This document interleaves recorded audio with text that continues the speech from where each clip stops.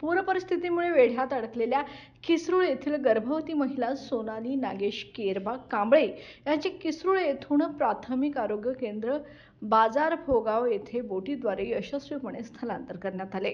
या कार्यात जिल्हा आपत्ती व्यवस्थापन पथक कोल्हापूर, पी. रणजित पाटील, बाजार भोगाव येथील नलिनी, ग्राम महसूल अधिकारी म्हसवेकर, चौगले, मुल्ला, ग्रामपंचायत अधिकारी बाजार भोगाव, चव्हाण, महसूल सेवक गुरव, महसूल सेवक संभाजी कुंभार तसेच प्राथमिक आरोग्य केंद्र बाजार भोगाव येथील कर्मचारी यांचं मोलाचं सहकार्य लाभलं। गर्भवती महिलेचं सुरक्षित स्थलांतर झाल्याने ग्रामस्थ व नातेवाईकांनी दिलासा व्यक्त केलाय। तारा न्यूजसाठी प्रतिनिधी शाहबाज मुजावर, पन्हाळा।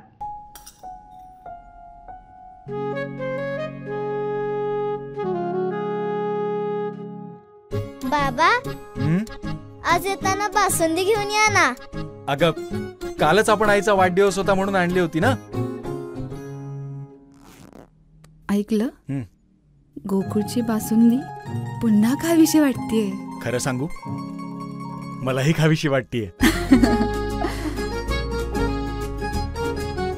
पुन्हा पुन्हा खावीशी वाटणारी गोकुळ बासुंदी।